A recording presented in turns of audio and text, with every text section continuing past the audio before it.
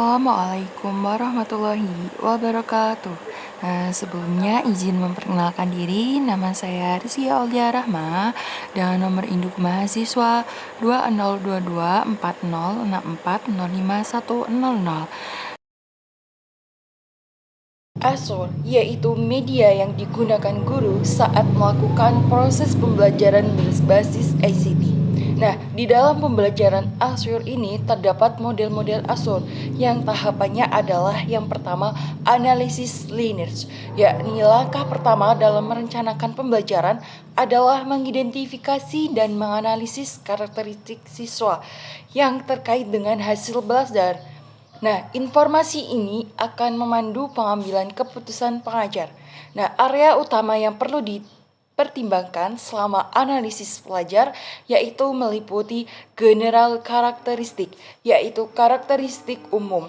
Nah, karakteristik umum pelajar atau memahami demografi peserta didik yaitu ciri khas dari peserta didik yang setiap peserta didik memiliki ciri khas masing-masing, baik pedagogik maupun andragogik. Nah, kompetensi ini termasuk kompetensi pengetahuan, keterampilan, sikap, dan lain sebagainya. Nah, karakteristik umum siswa tersebut dapat ditemukan melalui variabel yang konstan seperti jenis kelamin, umur, tingkat perkembangan, dan lain sebagainya. Nah, karakteristik umum siswa tersebut dapat ditemukan melalui variabel yang konstan seperti jenis kelamin, umur, tingkat perkembangan, dan lain sebagainya. Nah, semua variabel konstan tersebut menjadi patokan dalam merumuskan strategi dan media yang tepat dalam menyampaikan bahan pelajaran yang dapat diukur melalui angket yang diberikan guru yang perlu diisi oleh siswa saat awal proses pembelajaran. Nah, selanjutnya ada specific entry comprehension, yakni mendiagnosa kemampuan awal pelajar. Hal ini akan memudahkan dalam merancang suatu pembelajaran agar penyampaian materi pelajaran dapat diserap dengan optimal oleh peserta didik sesuai dengan kemampuan yang dimilikinya. Nah, yang selanjutnya adalah learning style, yaitu gaya belajar. Gaya belajar yang dimiliki setiap pelajar dan gaya belajar pengajar terhadap siswa juga berbeda-beda. Dari gaya belajar tersebut bisa menghantarkan peserta didik dalam pemaknaan pengetahuan, termasuk di dalamnya interaksi dengan dan merespon dan emosi, ketertarikan terhadap pembelajaran di kelas. Nah, terdapat 3 macam gaya belajar yang dimiliki oleh peserta didik. Nah, yang pertama ada gaya belajar visual, yaitu melihat dan lebih banyak melihat seperti membaca. Yang kedua, gaya belajar audio, yaitu mendengarkan. Yang ketiga, ada gaya belajar kinestetik, yaitu melakukan. Yaitu pelajaran akan lebih mudah dipahami oleh peserta didik jika sudah mempraktikkan sendiri. Dari ketiga gaya belajar tersebut, bagaimana guru mengemas pembelajaran di kelas dengan baik agar siswa bisa paham dengan apa yang diajarkan guru. Nah, selanjutnya yakni state standard and objective, yaitu menyatakan tujuan pembelajaran yang akan dipelajari dan menentukan objek atau alat yang akan digunakan. Nah, dasar dalam penilaian pembelajaran ini menunjukkan pengetahuan dan kompetensi seperti apa yang nantinya akan dikuasai oleh peserta didik. Sehingga sebelumnya peserta didik dapat mempersiapkan diri dalam berpartisipasi dan keaktifannya dalam pembelajaran.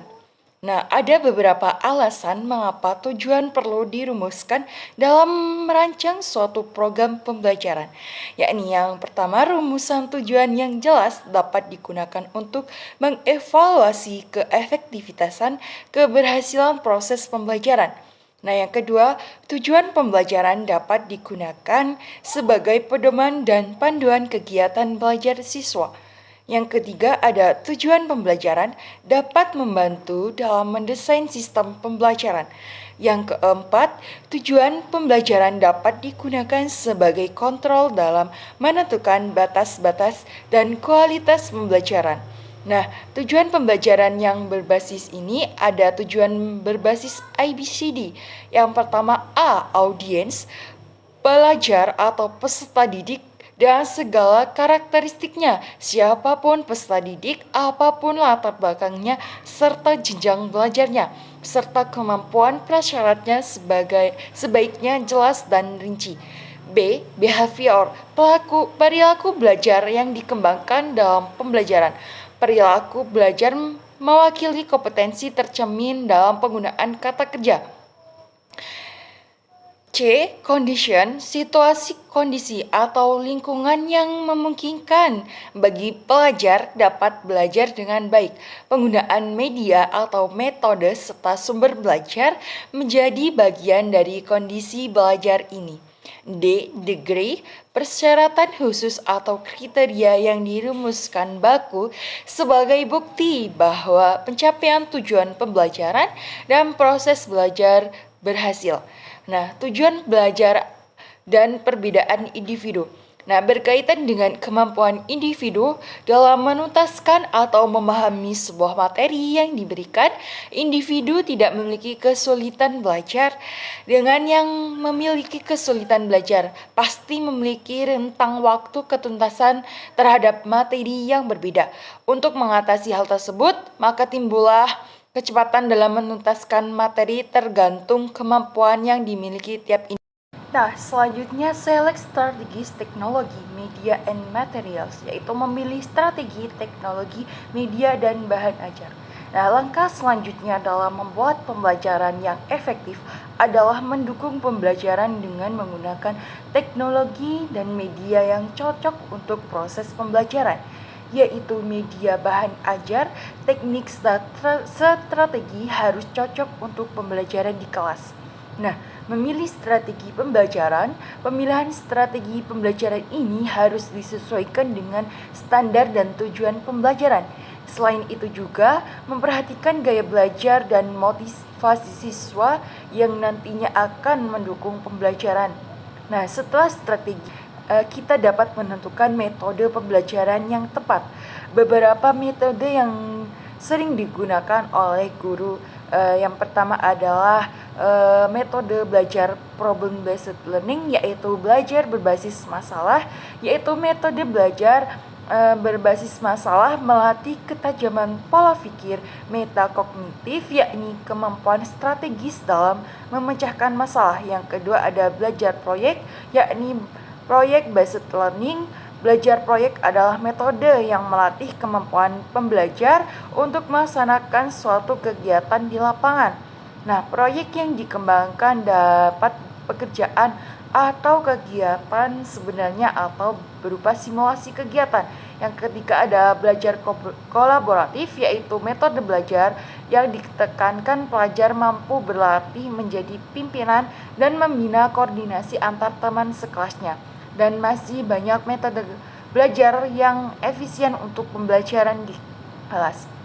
Nah, memilih teknologi dan media belajar yang sesuai dengan bahan ajar, memilih media yang tepat serta bahan ajar yang sesuai akan karakteristik siswa di kelas akan sangat membantu perkembangan pengetahuan di kelas, di mana guru mengemas sebuah materi atau bahan ajar yang menarik dengan menggunakan media yang menarik akan menarik siswa pada mata pelajaran tersebut, sehingga otomatis akan membuat anak tersebut suka dan juga pemahaman mengenai materi tersebut meningkat.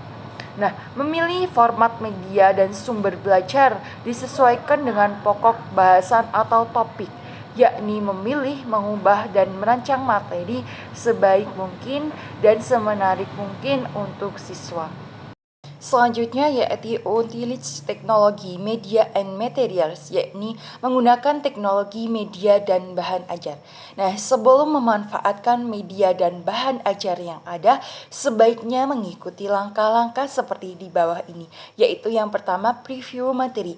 Pendidik harus melihat dulu materi sebelum menyampaikannya dalam kelas, dan selama proses pembelajaran, pendidik harus menentukan materi yang tepat untuk pelajar dan memperhatikan tujuan dari materi tersebut. 2. Siapkan bahan ajar. Pendidik harus mengumpulkan semua materi dan media yang dibutuhkan pendidik dan peserta didik. Pendidik harus menentukan urutan materi dan penggunaan media. Pendidik harus menggunakan media terlebih dahulu untuk memastikan keadaan media. Yang ketiga, siapkan lingkungan. Pendidik harus mengatur fasilitas yang digunakan peserta didik dengan tepat dari materi dan media sesuai dengan lingkungan sekitar. 4. Peserta didik memberitahukan peserta didik tentang tujuan pembelajaran pendidik. Nah, pendidik menjelaskan bagaimana cara agar peserta didik dapat memperoleh informasi dan cara mengevaluasi materinya. Yang kelima, memberikan pengalaman belajar. Mengajar dan belajar harus menjadi pengalaman. Sebagai guru, kita dapat memberikan pengalaman belajar seperti presentasi di depan kelas dan proyektor, demonstrasi latihan atau tutorial materi.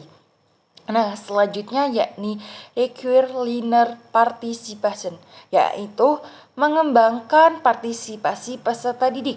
Nah, tujuan utama dari pembelajaran adalah adanya partisipasi siswa terhadap materi dan media yang kita tampilkan. Nah, seorang guru pada era teknologi sekarang dituntut untuk memiliki pengalaman dan praktik menerapkan, menganalisis, mensintesis, dan mengevaluasi ketimbang sekedar memahami sumber informasi kepada siswa. Ini sejalan dengan gagasan konstruktivis bahwa belajar merupakan proses mental aktif yang dibangun berdasarkan pengalaman yang autentik, di mana para siswa akan menerima umpan balik informasi untuk mencapai tujuan belajar dalam belajar. Nah, yang terakhir adalah evaluasi dan revisi, yaitu mengevaluasi dan merevisi. Penilaian dan perbaikan adalah aspek yang sangat mendasar untuk mengembangkan kualitas pembelajaran. Evaluasi pada proses pembelajaran agar pembelajaran yang akan datang agar lebih baik lagi dari proses pembelajaran yang telah dilalui, dari metode, teknik, serta strategis tambahan ajar agar tahu hal-hal tersebut sudah cocok diterapkan dalam proses pembelajaran atau belum.